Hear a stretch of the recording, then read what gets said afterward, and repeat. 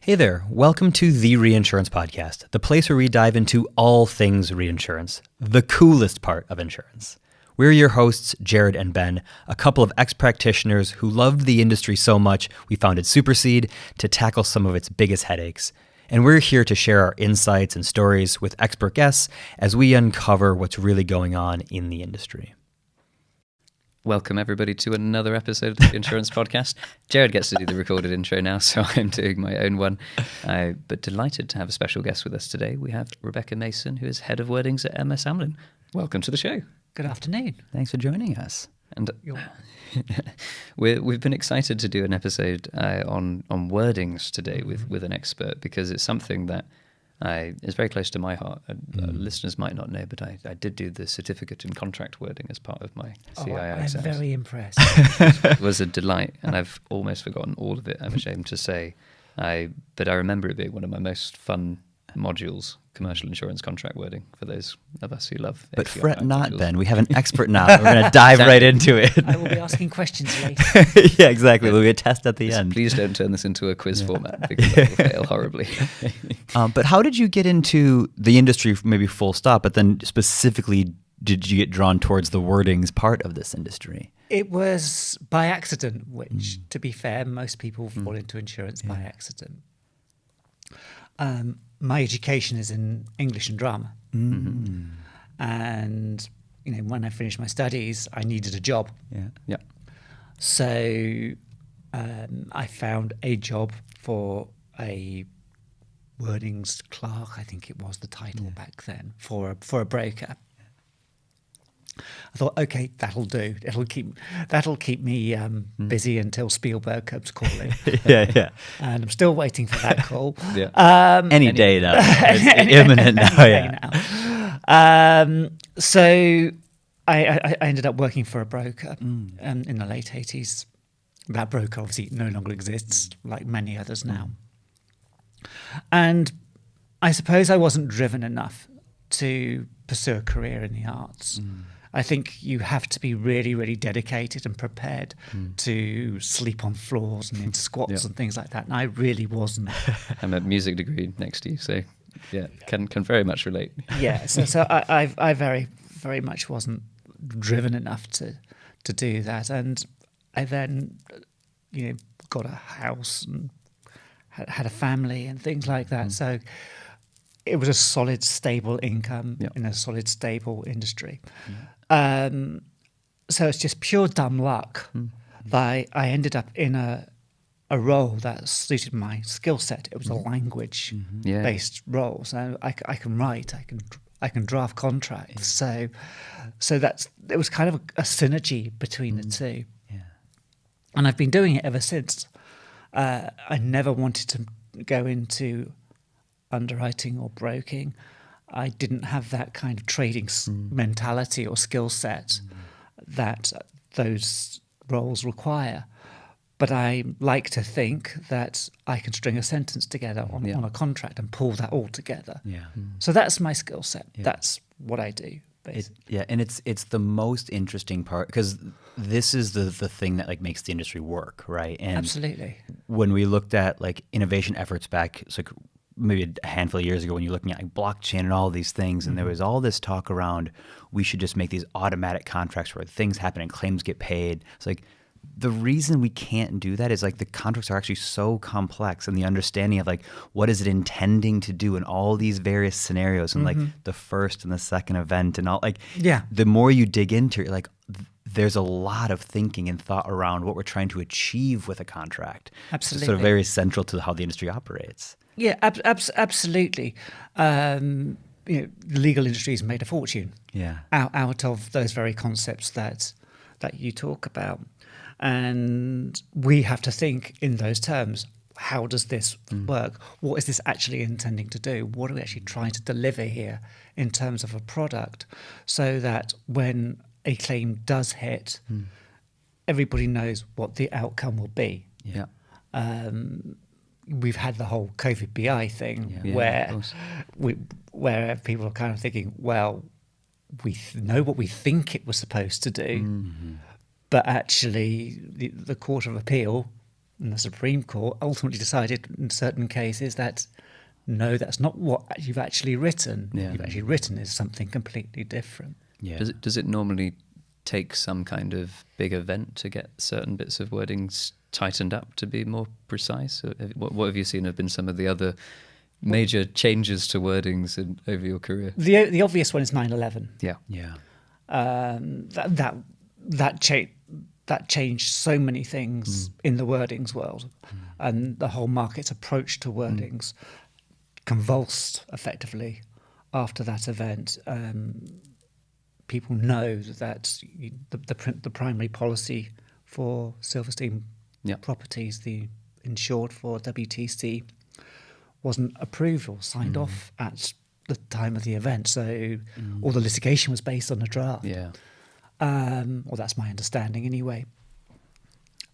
So that was the big change. But there have been smaller things before that. I mean, those of you of a certain age will remember Piper Alpha. There was the LMX spiral and things like that. All of those things, in some degree or other, had a wordings impact. Yeah. Yeah. Well, and this is why you'll see various reinsurers and similar have like their own clauses. Like they won't accept Aon's version of this clause. They'll say, but you have to replace that with our version of a terrorism clause or similar. You see, is that kind of a driver of that? Is that company is more comfortable with a specific phrasing because that gives them sort of comfort around how it will behave? I think it's more of a grey area. Speaking as an individual rather than the head of Wordings of Amlin here. There is some broker wordings which I would be happy to accept because they're well thought out and they're well put together and they're tested. There are other scenarios where I might take a look at it and just think, yeah, that's not great.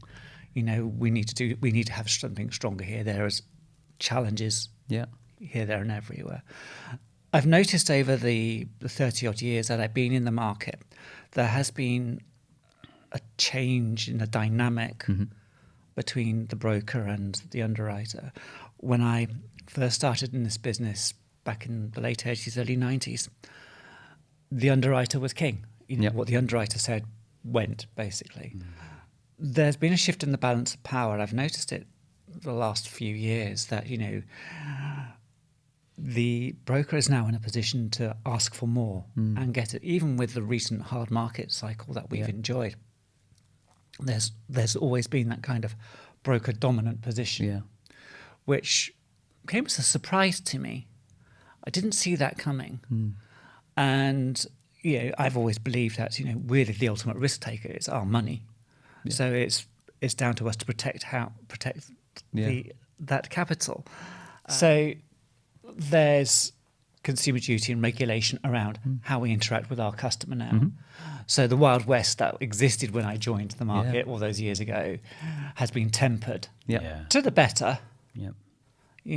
But at the same time, we have to be there to provide profit to our shareholders, because otherwise there's no business. Do you find with the brokers, when they come to the markets with some proposed wording changes, obviously it typically will be to try and benefit their client in some way.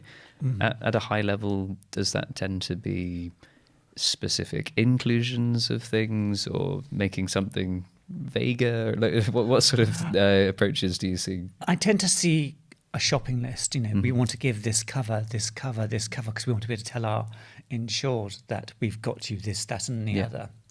Whether the insured will actually benefit from that or not is a moot point. I've seen examples, for argument's sake, where a broker has presented their insured a global wording.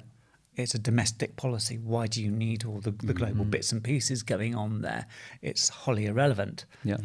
But that's what they've sold to the insured. And the reason why they've sold it to the insured is because a global policy will have all these whistles and bells that you would not perhaps see in a normal commercial combined type offering.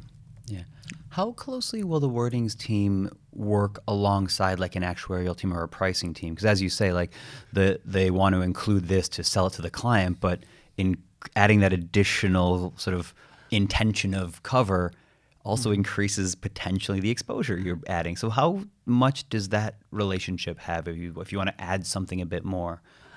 It would be vicariously through the underwriting piece of the product, because the ultimate product will be priced in to include X, Y, and Z. Yeah. So it's something that at Amlin I'm thinking, okay, how can we touch base with other parts of the business which we wouldn't ordinarily touch base with? So in my long-term mind's eye strategy, yes, that's something which I'm thinking about. It'll be unusual, but it's something which I'm minded to, because ultimately we charge a price for this product, and even a nuanced change could impact the value proposition of that product actually. And would a wordings function typically be brought in on the claims side as well, or is it more of a dialogue between? Yes, it's kind of a yes but no but yes. Sure. Yes, if there's a challenge, is the usual scenario. Okay. Claims and or complaints for that matter. If there's an issue where a claim is contentious, which is normally when we're involved, that's where we would become engaged with the claims team, because they want to know what the intent of the text presented to them actually is. Yeah. Nice. Well, it must be an interesting time in the industry as well from a wordings perspective, because we're seeing the introduction of lots of new products, and you're seeing the introduction of cyber products, and these things are trying to solve for that. Like when I was on the broking side, Japanese property was like same contracts every year. We'd sort of make a couple adjustments and tweaks here and there. But when you're starting from scratch, going, what are we trying to achieve with this product, especially at like the Amlin level? You're going, we want to help businesses solve for X. Yeah. Blank piece of paper, off we go. We go, yeah. How does that process begin to start? Is it alongside legal colleagues, or what is sort of the process of creating net new? Ultimately, insurance is essentially three elements: first party, third party, and I suppose benefits if you're looking at accident and health. That's all you're ever going to be dealing with. So those are your roots, if you like, of a drafting. So from that point, you think, okay, what am I trying to cover here? And from then, you can build out how something works. You know what your trigger is going to be, and I think finding what that trigger is going to be the hardest thing. When does it happen? Yeah, you have to think out what an occurrence actually is. Yeah, and what you don't want to cover. And then it's going back to your basic CIIs about pure and speculative risks and fundamental risks, and all these things you learn when you're doing your CII stuff when you're young. but these things hold firm. You know, they are the basic tenets upon which this business is built. So that's what you go back to when you're drafting something from a blank page. And I've had to do that. And sometimes it is really kind of scratching your head stuff and just thinking, well, I think this works. Yeah. And the legal part of it, I suppose, would come in where you look at, does this hold water from a point of view of a lawyer? Does my drafting leave any holes? And that's the value my legal colleagues would bring. Wordings is an unusual discipline because it straddles both underwriting and legal. Yeah. I don't have a legal qualification, but I've done a lot of studying and work in the legal space. Yeah. So because I have to. Yeah, of course. To be able to do my job, so I can understand some of the case law behind some of the things I'm looking at. Yeah. And do you find, in contrast to Jerad's question, I guess, where we've got these newer products with a blank piece of paper, that the more traditional products are becoming more codified and more safely codified, or are they coming under challenge? I know we have LMA wordings, for example. Yeah, I mean, the LMA market wordings are generic. Yeah. The LMA themselves make a big point. Is these are generic model wordings. Yeah. There's a mythology of the market standard which doesn't, to my mind, actually exist. Yeah. Okay. So, do they become more codified? I don't think so. I mean, if you're dealing in the US, and obviously you have ISO forms in the direct space, So that is obviously very rigid, very codified. You have a homeowner's policy, for the argument's sake. You have the HOP form, and that's it. You've got various modifying endorsements depending on the state that you're in, but by and large, that's what you're dealing with.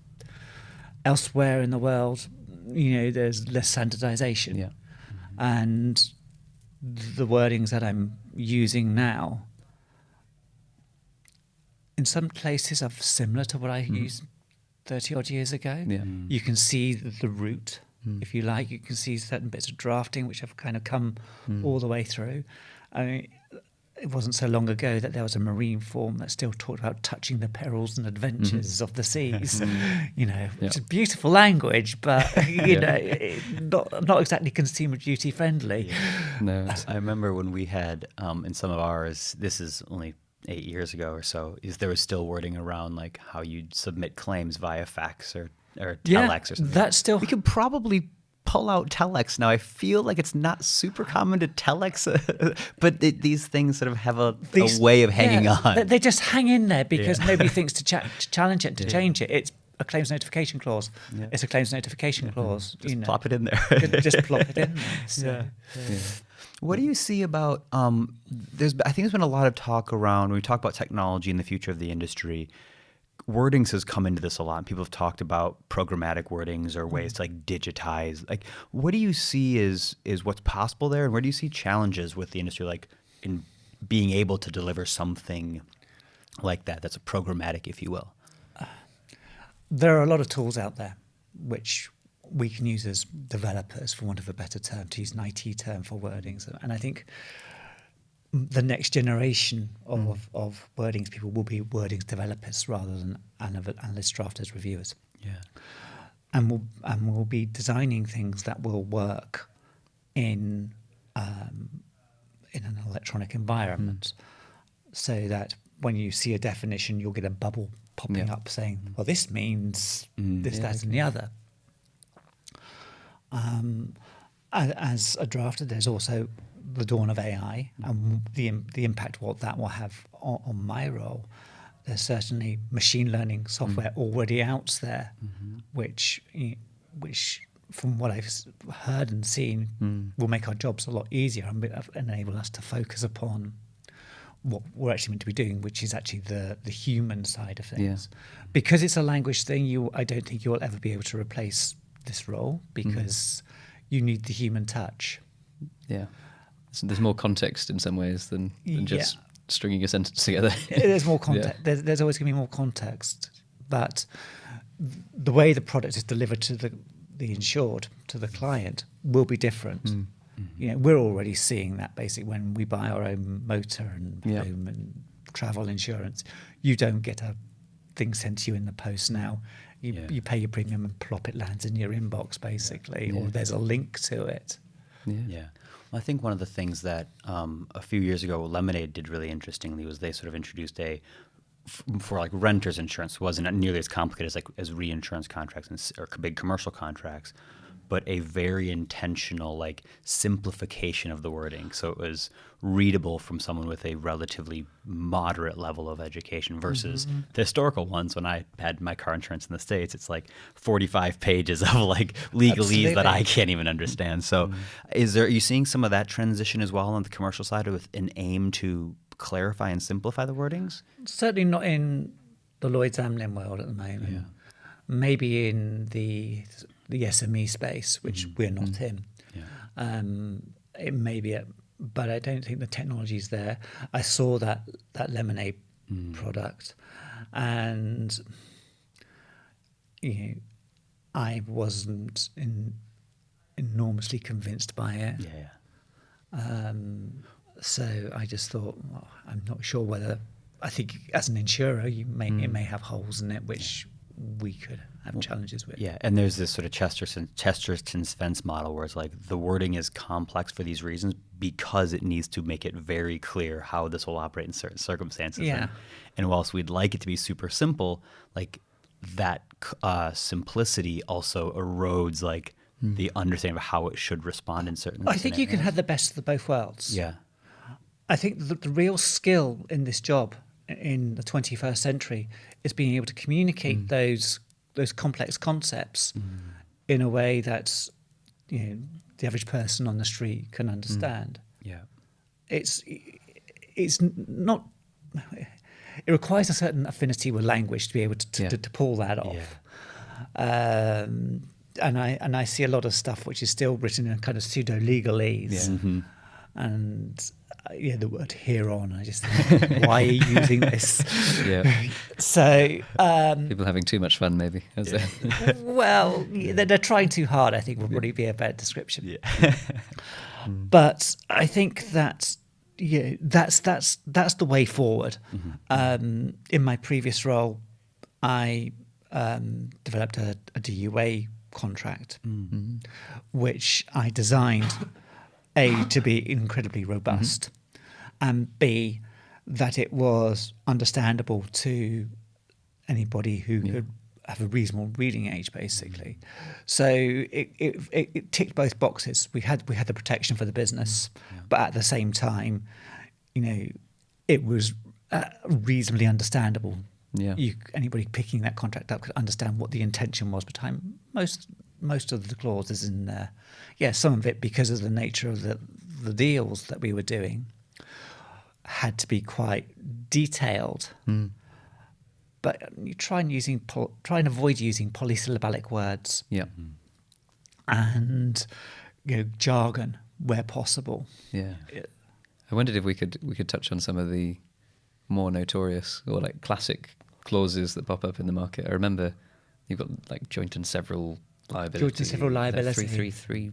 333, yeah. And nuclear contamination, so on. Which one? Yeah, what are sort of the ones you've got to know if you're learning about commercial insurance contracts? Well, the go-to ones is always going to be war exclusions, or the NMA 464, which it's now over 80 years old. Wow! So it came into being in 1938. So just in time, just in the nick of time. I wonder what they were thinking about at the time. Yeah. But it's a pretty robust clause. It's good. I personally think it needs a bit of tidying up in the preamble, but by and large, it's fairly robust. And if you look at all the various war clauses that you see today, like your homeowners policy and so on and so forth, it's still got the same string of words in it. So the drafters of that clause obviously knew exactly what they were doing. So you need to know your war. You need to know your radioactive contamination clauses, your NCB clauses, and obviously going back to what you're saying about the evolution, you need to know about cyber risks, and you have to make an affirmative statement where you sit on cyber. Silent cyber, right? You can't be silent on cyber anymore.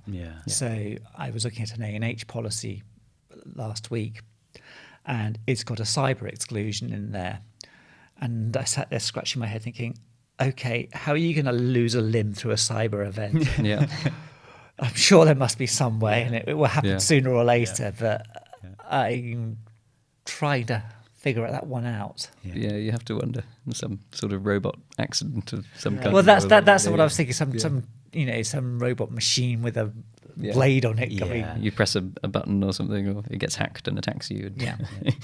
Or who knows. Now, one of the other topics we wanted to touch on outside of Wordings is you're quite open and vocal about on your LinkedIn, etc., that you're actually the first trans woman at Lloyd's. I am. How's that journey been, that experience for you? I transitioned at the turn of the century, so that's 23, 24 years ago now, and it hit the Bush Telegraph in the market quite spectacularly. I actually wasn't working in Lloyd's then. I was working for an MGA, which was part of Aon. But there are people down in Lloyd's in Chatham who knew about it. Wow. Yeah. Even people I hadn't spoken to for years knew about it. So I was kind of taken aback by that. I wasn't expecting that to happen. I had a very strong ally, Sarah, who protected me a lot. And I think the success of my transition and the fact that had a successful career post-transition is testament to the work that she did at that time. I also had a very supportive management team around me as well. I said, okay, this is what you want to do. We'll support you. We'll give you the time off that you need when you need time off, and we'll respect your decision. Yeah. And they were brilliant. The guys at Aon were absolutely brilliant. Roger Bickmore, who was my MD, Mike Patchett, who was my manager, Colette Nolan, who was the HR lady at the time, all was so brilliant and so supportive that, as I said, that my career has been a success because of that. I can remember the first time I went into Lloyd's, which was probably about 3 or 4 years after I transitioned. And there were no banners and flags hanging there, guys. There was no, the first transport has arrived. Yeah, I can imagine. Which was kind of disappointing. And because obviously in my previous incarnation, I knew people, I knew underwriters and things like that. I thought, okay, how am I going to deal with this? And I thought, okay, there's been a period of time, 5 or 6 years. So I'm just going to reintroduce myself basically as a new person, as though they'd never met me before.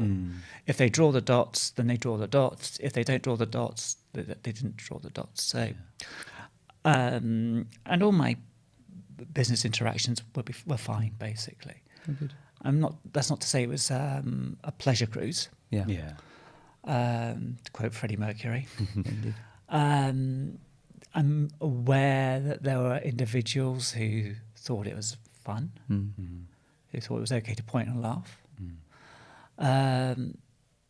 But by and large, again, I'm still in the market. And now there's a picture of me hanging on the wall in Lloyd's now, so to commemorate the fact that I am the first. Yeah. And we'd be remiss not to ask, I guess, as you have this audience listening in today, what can people do to be good allies? If you think back to Sarah helping you and the people you mentioned, what can anyone listening to this episode learn and help with the market going forwards? Well, I'm going to paraphrase Kathy Burke, who put something on YouTube a few months ago, about being woke. Yeah. And she describes being woke as not being racist, not being homophobic, not being transphobic, and calling it out when you see it. Yeah. And I think that's it in a nutshell. Yeah. Calling out any form of discrimination when you see it, not being afraid to challenge people who behave unacceptably. Yeah. So that's the easiest thing I think for an ally to be. That's I think the first level qualification for an ally. Yeah. And Sarah, when she supported me through translation, went to the end of the earth. Yeah. She was the buffer zone between myself and my colleagues as I was heading towards the start of this process. So any questions that anybody had, they would come to her rather than me. Yeah. And deal with those issues for me. And she was able to be honest with me as well. Yeah. Because for a trans person transitioning, it's a very inward-looking thing that they're doing. Yeah. So they're not quite aware that while you're adjusting, you're unaware that people around you are also adjusting and getting their heads around it. And there were times where she had to say to me, you've got to think, it's not just all about you, it's about your colleagues and your friends as well. They're getting used to it as well. Yeah, right. So, yeah. And have you seen, obviously the 2023, 4 years ago now, has the industry gotten a lot better with general diversity and inclusion and equity sort of programs, or is there still a load of areas for us to continue to improve? Is that something you're like leaning into, or are you sort of going, that's for the others to sort of also take the helm on? I'm going to start back in the 1980s, early 90s when I joined the market, and when I started working here in my early 20s. If you walk down Fenchurch Street of a lunchtime, you see a sea of white male faces, and that has changed. You see, people from the global majority now. There are a lot more women at senior level. So the glass ceiling for women is cracking. Yeah. but it's not broken yet. The statistics bear that out in multiple places. For the LGBT population, we can be visible. You know, I have colleagues at Amlin who are openly gay, and Amlin is a brilliant, inclusive company. You know, part of my decision-making process to join Amlin was because my manager is an openly gay woman. Yeah. I have colleagues who are openly gay. Our head of risk is an openly gay Asian man. You know, I mean, how great can you get? That would never have happened 20 years ago. So that was a huge part of the decision of joining Amlin. Yeah, I think that's important for other employers to hear as well. Yeah. You know, if you want to get the best talent, you've got to. Yeah. My previous employer, Accredited, were also great. Yeah. I mean, when I started sort of doing my first bits of advocacy, they said, "Yeah, knock yourself out. Away you go. We're totally behind you on that." So, and again, my personal history was a non-issue for them. You know, it was just like, okay, we judge you for what you are and what you bring to the company. Yeah. And we will support you in any advocacy work that you want to do. Yeah.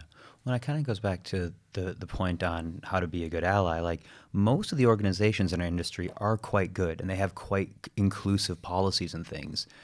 But where you have sort of issues that sort of stem is just like individuals who are just being assholes. And if like collectively as an industry we call that out and don't allow those individuals to act that way, I think we move very, very quickly. Because organizationally, I've seen a number of other firms as well who have like a very good reputation of not only being inclusive by principle, but like encouraging and supporting things to be better. So it's like we'd call out like individual bad actors, and I think that will bring us a huge way along this journey. I think the challenge is who that bad actor may be. Yep. You know, if you've got a senior director who is a bad actor, then that conversation becomes a lot more difficult, particularly his line management responsibility over the individual concerned. So how do you deal with that situation? You're right. And you know, unfortunately, the harsh reality is in those scenarios, the employee will up and leave. That's the outcome, which is normal in that thing, which is a shame because it's then the company concerned then has to go through the time and hassle of doing a recruitment, and you know, they lose a good employee, and that good employee, you know, comes away feeling, you know, that whole sinking feeling that you have. And there's that dejection and frustration. And absolutely, yeah. And having made a choice, I guess, to be open and, you know, to talk about and have your picture on the wall in Lloyd's, do you get many people reaching out to you for advice or otherwise from around the market? Not at the moment. It has happened. Yeah. I'm part of Link, which is the LGBT group within the market. Yeah. And we have a subcommittee for trans and non-binary people. And we've had a couple of people reach out to us as a group. Yeah. So they haven't approached me directly, but they have reached out. They may have reached out to the group. I've had people reach out to me in the past and ask me for some advice. Yeah. And I have been honest as best I can. Yeah. I'm not going. I will never give you anything sugar coated. Should you ask me, it is tough. And you know, the access to healthcare, if you're going through an NHS system, is absolutely horrific. Yeah. It was the piece on, I think, the Standard or BBC News or something about the BBC News. That's about the wait list for treatment and for gender affirming care. 7 years. Wow. Yeah. In England, it is 7 years. Yeah. So, you know, that's the reality that you're going to be confronted with. Yeah. And that's the hard thing. So it goes beyond our industry and similar. And in some ways, it reaffirms that people aren't alone in this process, right? Which I think it can feel very isolating from others I know. But at the same time, it's unbelievably frustrating because for other things, this isn't. We're not looking at a decade-long wait for most other treatments. Yeah. So that's a horrible. Yeah, I mean, when I transitioned, I was very fortunate because I transitioned at the time you had a fledgling internet out there. It's nothing like what we have now, obviously, with social media, for better, for worse. But there was, groups that you could find online who you could share your experiences with. Yeah. So I dipped in and dipped out as I felt necessary. But now I'm kind of coming back almost full circle from that. So I'm doing the whole advocacy piece, which does it sit comfortably with me? Part of it does and part of it doesn't, if I'm honest. I enjoyed it, and I enjoyed speaking. I enjoy speaking about it to you guys and things like that. Whether I could be an ally, I think that I would find that to be somewhat of a struggle, because I think it's a little bit too close to home. Yeah, sure. No, that makes sense. Are there any other resources you'd suggest to people who want to improve the way they think about this issue and get involved? Because I know we talked about Link is one group. Lloyd's in 2019 published the Trans and Non-Binary Guide, which I was a part of the project, which was done in association with an organisation called Global Butterflies. And they did an excellent piece of work on that. There's an organisation called Gendered Intelligence as well, who are pretty good, and they do a lot of work in that space. So those are the kind of the ones that I would kind of, the resources available to you. Yeah, thanks for sharing. It's funny, actually. We'll put links to those. I was going to say not many people know this, but actually our company that we run on the side, Supercede, I say on the side, we run the podcast on the side, but our primary employer, was actually started life and first crystallised as an idea in a dive-in festival competition. Oh, really? Way back when, I think many years ago. Yeah, so. And I forgot about the dive-in festival, which is always, they're always putting on good stuff. Yeah. About inclusion in various shapes and forms. Yeah. So I think those three kind of pillars are there. Yeah. No, certainly. Yeah. And then go ahead. We're a little bit short on time. I've seen Cordy start waving at me from behind, but I did want to wrap up with something forward-looking, actually going back to the contract wording side as well. Absolutely. What do you see as the main trends or issues that are likely to affect wordings going forwards as we move into? I wanted to cover this topic before we wrap up. But we've talked about automation. Yes. A lot, and I think obviously that's the main trend. One of the issues that is endemic across the market is that there's a cohort of people of my generation who are starting to retire. And the way wordings was treated historically by the market it wasn't really sold as a career path to people. It was kind of sold as a kind of a dead end job where people did at the end of their career when they finished their broking or underwriting careers. So whilst the market has done a lot to address that now, so there are a lot of brilliant people who are in their early 30s, Emily O'Sullivan, Rhea Baker, what's the name but two, Tamara Hon, another one. There's a kind of that middle bit, if you like. Sure. You've got these wonderful people who are in their late 20s, early 30s who are up and coming, and you've got these people who are in the 50 plus cohort. But you haven't got that bit in the middle, people who are just ready to take over from my generation. So that's a real challenge that the market is facing. How do we fill that gap? There are also kind of wordings is an evolution in terms of the documents that we're using and what we're drafting and things like that, as we talked about earlier. So there's always going to be the new risks, the new perils. Climate change touches us all, so we have to think, what will we have to do to consider the effects of climate change in the coverage that underwriters are giving, and how that will ultimately distill down into the contract. So those are the things that we have. But for those who are legally minded, for those who love playing with language, it is a great thing to do. It's a wonderful job. It's stimulating. It's challenging. It's interesting. So I would always encourage anybody who's in this industry who wants to find a different niche to the traditional underwriting, broking, claims world, anything which is non-numeric, to really give this a thought. Yeah. Amazing. That's fabulous. And this has been an absolutely fascinating and wonderful conversation. Thank you for coming on the Reinsurance Podcast with us. Thank you very much. Thank you for having me.